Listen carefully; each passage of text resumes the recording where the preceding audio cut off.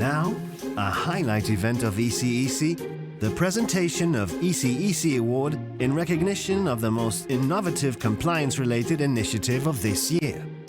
After La Poste Group in 2020 and French startup Quidam in 2021, who will take home the trophy this year? Let's find out.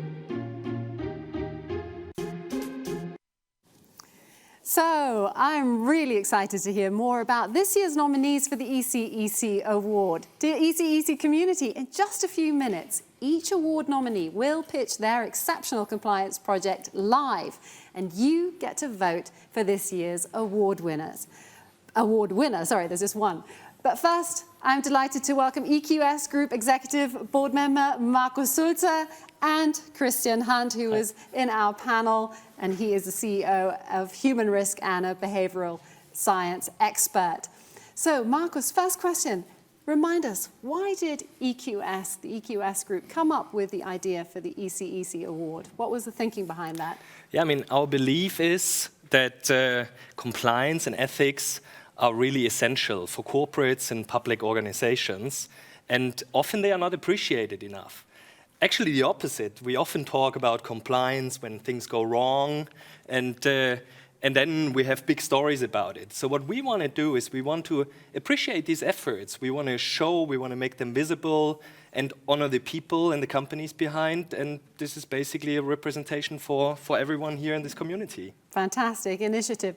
Christian, this year you are the chairman of the jury, so to speak. Can you tell us about the nominees? Yes, so we had a range of fabulous nominees. We had to whittle it down, Tanya, which as ever was a difficult challenge. So we have two finalists that have got through, which is Novartis, who have a fascinating behavioral science-infused project that looks at psychological safety. And we have TÜV Austria, who've got a really, really smart idea around training. So two really exciting projects. Okay, and tell us a little bit about the nomination process. How did you get to that? So people submitted what they thought was worthy. We looked at all of the awards. I mean, really, as ever, tough decision. And we were looking for things that were innovative, things that were sustainable, things that the community could learn from, that were not just relevant to that company, but had a broader resonance. And it was a tough job, but we picked things that we think are really fascinating. And they illustrate that innovation and compliance do go together. Okay, great. So now we'll take a look at our esteemed jury members. Our warmest welcome to the ECEC Award jury members of 2022, who meticulously evaluated the applications that came in. This year, the 6 jury members are Andrea Krönow, Senior Compliance Officer at SGL Carbonacy and member of the board Berufsverband der Compliance Manager. Catherine Delay, co-founder and president of Le Cercle de la Compliance, a French non-profit association focusing on the promotion of compliance. Christian Hunt, founder of Human Risk, a behavioral science-led consulting and training firm specializing in the fields of risk, compliance, conduct, and ethics. Diego Cabezuela Sancho, international chairman of the World Compliance Association and managing partner of the Madrid office of Círculo Legal. Gab Sean Vargas, chairman of GECN Group and former head of governance of FINMA. And Priscilla Robledo, whistleblowing and business ethics consultant who is closely associated with the Good Lobby.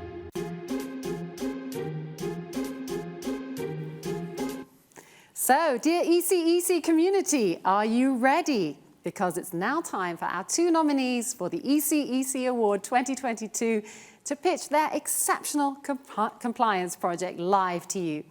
In a few minutes, you will choose the winner of this year's award. The ECEC Award, to remind you, wants to recognize and honor exceptional compliance projects in an organization that are an inspiration to the global compliance community. It's my pleasure to welcome the first nominee for the ECEC Award 2022. This exceptional compliance project was developed by a team at Novartis. Joining us live to pitch their project to you, a warm welcome to Senior Behavioral Scientist at Novartis, Chris Ryder. Welcome. Thank you. Pleasure to be here. Hello, Munich. So, everyone, I'm Chris. I'm super excited to talk to you about a project I'm deeply passionate about. It's building a speak-up culture through psychological safety and experimentation. First, let me introduce myself. I'm a behavioral scientist from Novartis, a large global pharmaceutical company, and I sit within our global ethics, risk, and compliance team. What does that mean? Essentially, we apply behavioral science to shape the company culture and help people do what's right. Now, this project, it isn't your typical ethics and compliance project. We collaborated with people in organization or HR, communications, and even academics and consultants. And I'm honored to be representing this host of happy, smiling folks you see here on the screen who all helped make this project happen. As I share our project with you over the next 10 minutes, I'll explain. What is psychological safety? Why does it matter for ethics and compliance? And take you through our team's novel behavioral science experiment of how we learn to improve psychological safety in our organization. But first, I've got a question for you. Have you ever been in a meeting when you're not clear what someone's talking about, but you don't ask to clarify in case you might look a bit dumb? Or you have an out there idea, but you're worried suggesting it might make you look silly? Or perhaps you notice someone behaving in a way that didn't feel right, but you didn't call it out in case it might come back on you somehow. These are all things that can happen when teams aren't psychologically safe. So, what is psychological safety? Well, the formal kind of academic definition, as coined by Professor Amy Edmondson, who you see here, is that it's a belief that one will not be punished or humiliated for speaking up with ideas, questions, concerns, or mistakes, and that the team is safe for interpersonal risk-taking. So what's that in practice? It's about taking your foot off the brake. It's about, as a team, being able to say what you think and being candid. And that can be tough.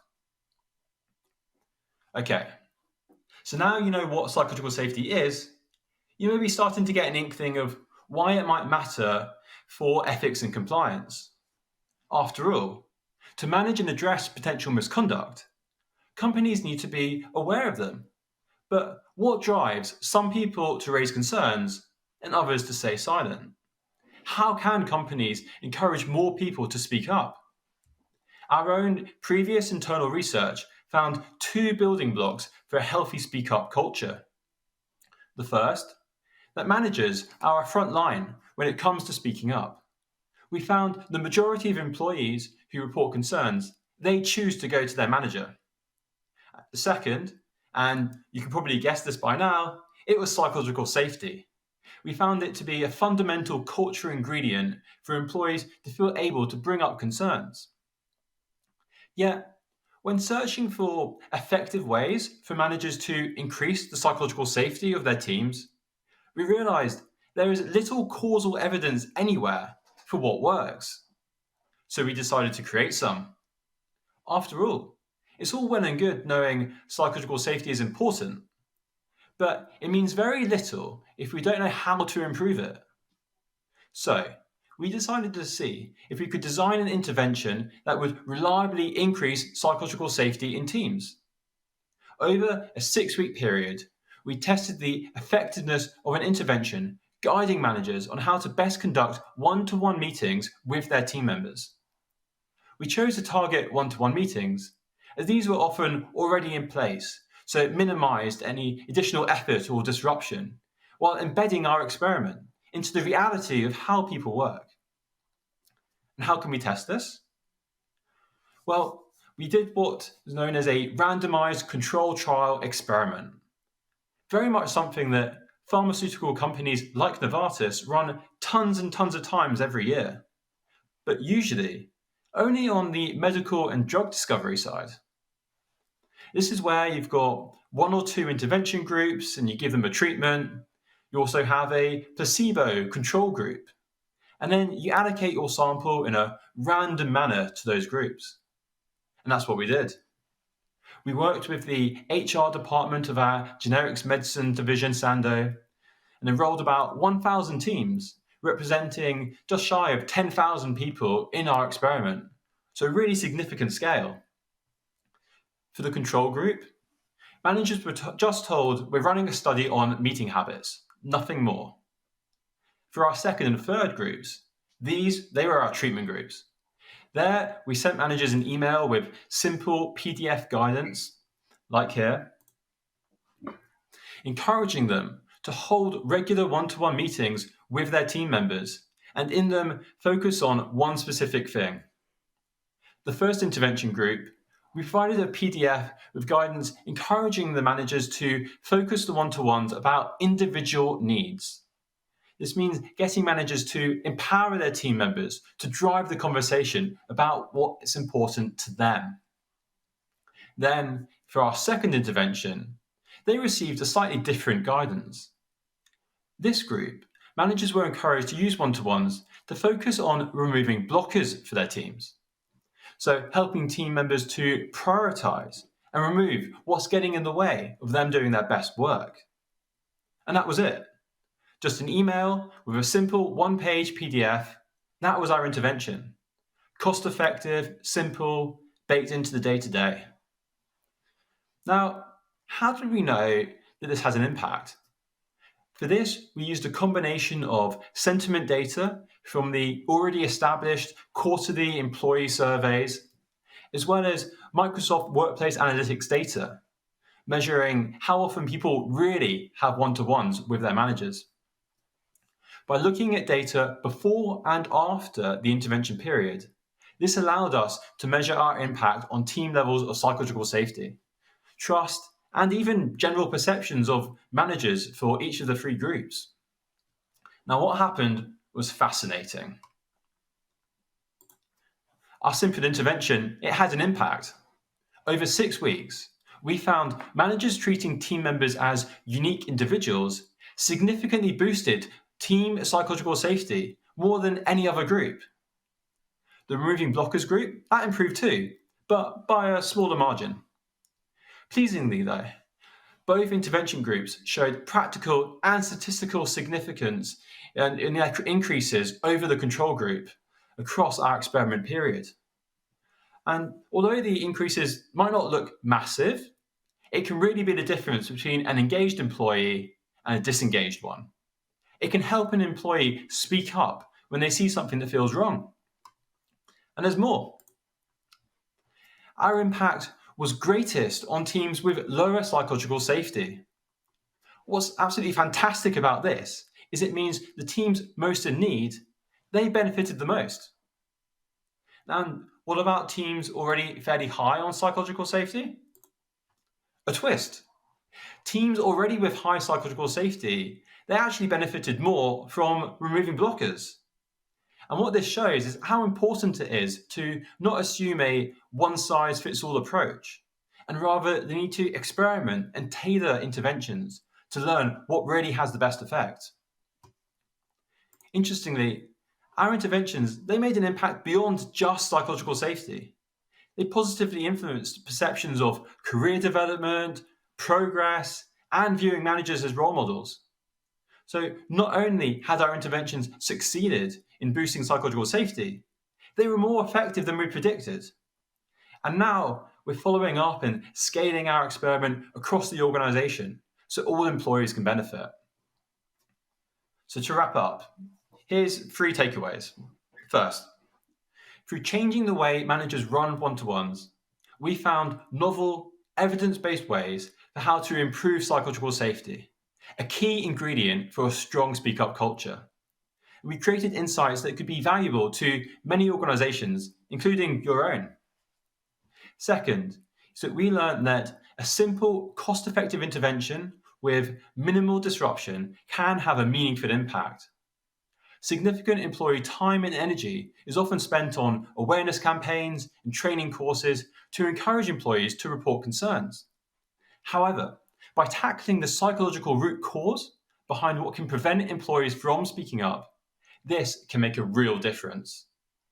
And finally, in the process, we have progressed academic science through cutting-edge experimentation and robust applied behavioral science research within a large organization, an approach which, from our experience, is rare within the ethics and compliance community. So for those listening, Next time you're tackling an ethics and compliance issue, ask yourself, have you considered the human factors behind the behavior? And with each problem comes a great opportunity to test, learn, and share to drive greater impact. And by doing so, this will ultimately help us all build a more ethical workplace. Thank you. Chris, thank you so much for your live pitch with an innovative idea there to increase psychological safety at Novartis or perhaps in your organisation, dear ECEC community. That was the first nominee for the ECEC Award 2022. Remember, in just a few moments, you will get to vote for the winner, so I hope you're taking notes. Now it's my pleasure to welcome the second nominee for the ECEC Award 2022. This exceptional compliance project was developed by a team at TÜV Austria. Joining us now live to pitch their project to you, a very warm welcome to Head of Group Legal and Compliance, TÜV Austria Holding AG, Dr. Manuela Kohl. Over to you, Manuela. Hello and good afternoon from Vienna. Thank you for the opportunity to present our project. But I have to begin with the specifics of our business so you understand why we completely developed this e-learning program on ourselves. So the legal department, we were 3 persons developing the e-learning from text to visuals to the quiz questions, everything on our own. And on my starting slide, you see the boarding pass we sent to all our employees via email invitation because we decided to design our compliance e-learning as a journey. And this was already the second round. The compliance journey continued. And I invite you also to flight number 1872, the year we were founded. We were founded during industrialization because of the dangers of modern technology. We were founded as an association to inspect steam boilers. And our current name, TÜV, means Technischer Überwachungsverein, in English, Technical Monitoring Association. And there are still 7 TÜVs in Germany and Austria. We are the middle one, and please don't mix us up because we are competitors. We are in the TIC business, which means testing, inspection, and certification. We still do pressure equipment inspection, not steam boilers anymore. We also do elevator inspections, conformity assessment of machines for cybersecurity penetration tests, and also product and management certification, and also training and education with a technical focus. I already mentioned we are the middle one of the 7 TÜVs. We are present in more than 30 countries, and we have about 3,000 employees. As a TIC company, we are a so-called third party, and this inspection business means we have to be impartial, independent, and objective. And even before we had a full compliance management system, we had corporate policies on those 3 objectives. We are an entrusted company, which means we have various accreditations from different ministries in the countries where we are present, and our business is trust as a third party. And to ensure the trust, the TIC Council, this is an industry sector organization of about 90 TIC companies, developed the TIC Council Compliance Code at the end of 2018. And these 7 compliance principles are very business specific. So no anti-money laundering and also no environmental compliance principle, but the aforementioned objectivity, impartiality, and independence you can find in the conflicts of interest and anti-bribery principle. And because of our technical inspections of pressure equipment, also health and safety is very important. The other principles are relevant for all companies. So why did we choose an e-learning and why did we not choose an e-learning off the shelf? I wanted to make sure that we have a worldwide training standard. I didn't want to be dependent on local trainers, and I wanted to have our compliance e-learning program accessible 24/7. If you're in the office or home office, you can go back to our e-learning contents. We checked compliance e-learning programs on the market, but they were not tailored to our 7 compliance principles.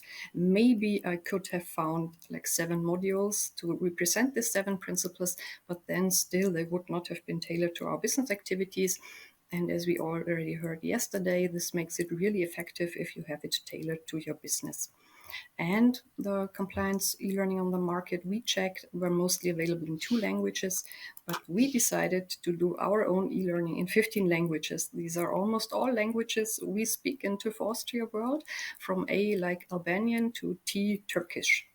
And we offer the e-learning on 3 levels: for normal employees, for the compliance coordinators in my compliance organization who have specific tasks, and also for managers and their specific tasks regarding compliance.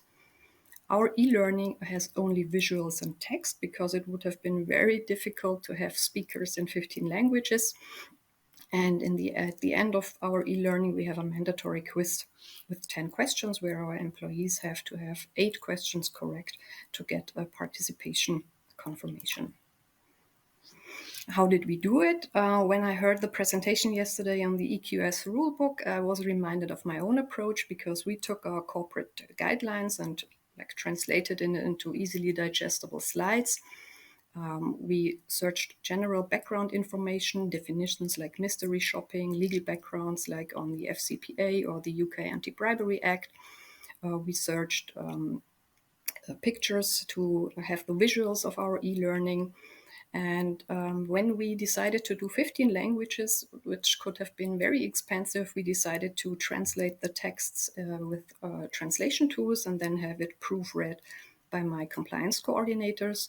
And there was a small challenge, because if they changed the questions or the situations we described, I did a back translation into German to see if we have a common understanding of the situation. And if not, we had a discussion what we really meant with this example or quiz question. And of course, we choose a software with which we built the thing. And now I show you some slides from our e-learning. This was the starting slide.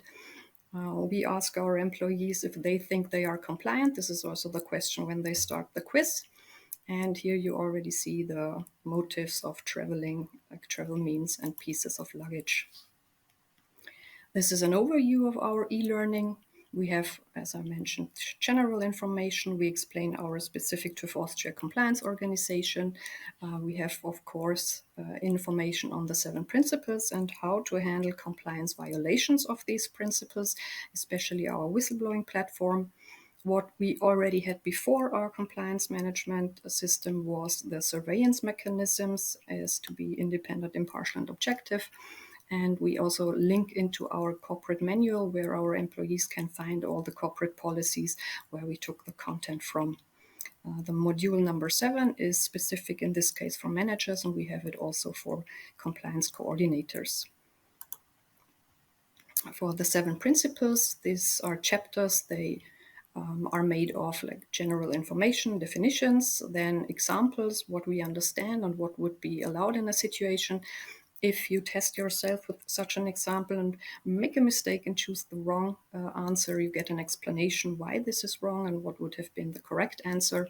And in the end, we sum it up with what is your part as an employee to contribute to compliance.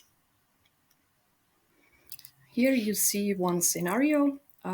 We asked our managers and technicians about the compliance relevant situations they encountered in their professional life. And here is a situation where a hotel manager offers our elevator inspector to enjoy a VIP weekend in the hotel. And I have to admit, this was artistic freedom, because the story I was told was not a hotel, not a classical hotel, and it was not a weekend, but an evening in the establishment.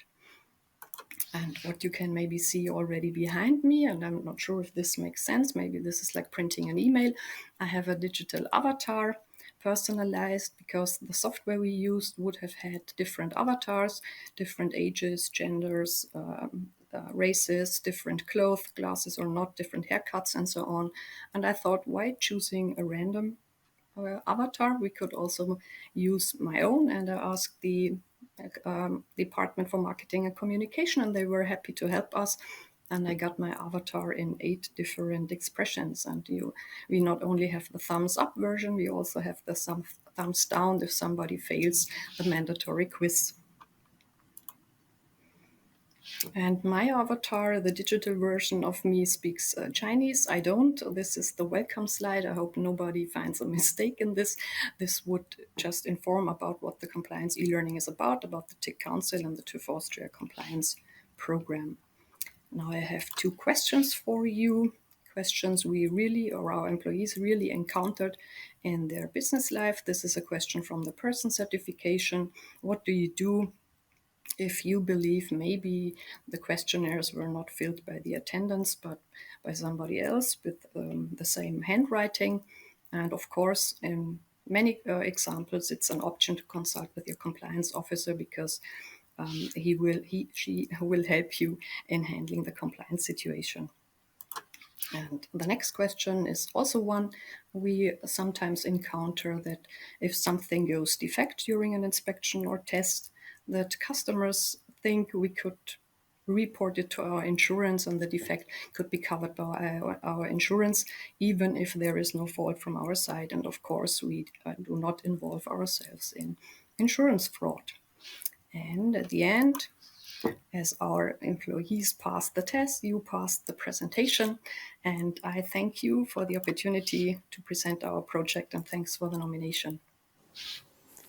Manuela, thank you so much for your live pitch describing your very innovative compliance e-learning program with those creative avatars. Dear ECEC community, we have now heard both pitches from the nominees of this year's ECEC Award.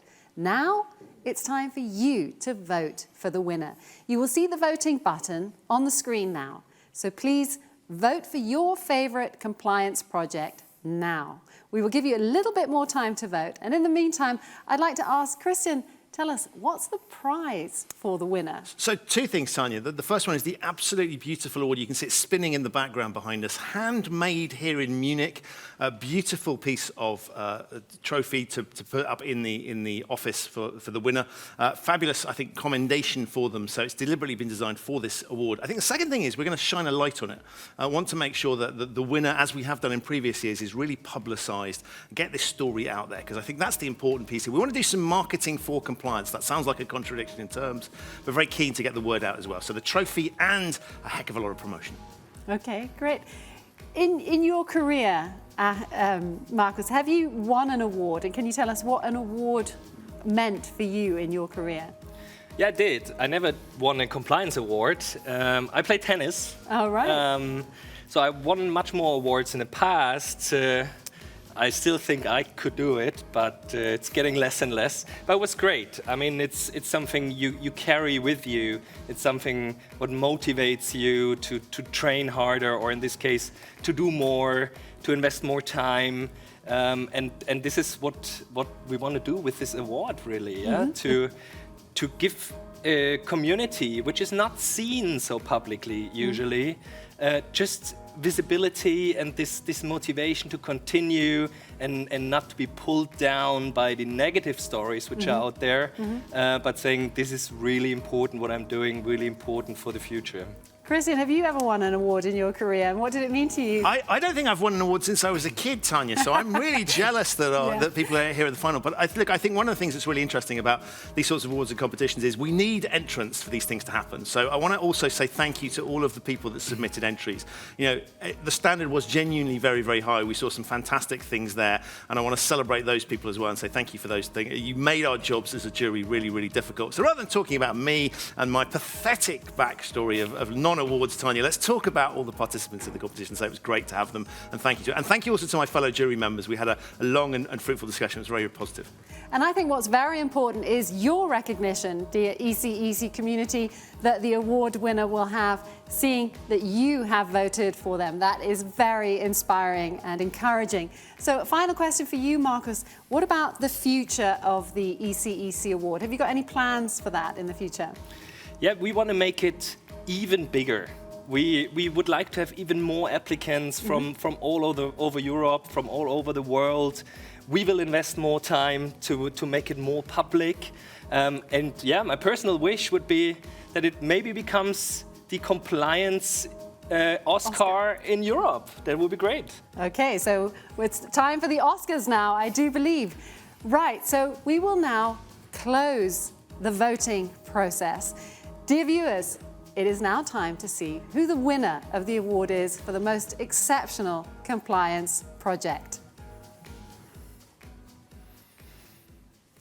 Here's the envelope, as you wished, Marcus, an Oscar-like ceremony. So can you please tell us who the winner is? I will. And the winner is Novartis. Way! Fantastic. Well done to the team at Novartis and Chris Ryder. Chris, let's have you on the line again. Amazing. How does that feel to win the ECEC Award 2022? Unbelievable. I never won a tennis award, so it's great to have a compliance Oscar instead. Even better. So have you thought about where you're going to put this beautiful glass award? There's a nice plants behind me that it can go out of the way for, or I have to share it really because, like I said during my presentation, it was really such a shared project, this, with our collaborators as well. So we will have to work out a system. We take it in turns to have it around our different home offices. Okay, congratulations once again. That will be in the post to you and hopefully with you then next week. And also congratulations to the other nominee, Dr. Manuela Kohl from TÜV Austria, and also for being a finalist. And thanks to you, dear ECEC community, for voting. Thanks to Christian and your members of the jury. And Marcus, thanks to you for this wonderful initiative. It's always a great celebration.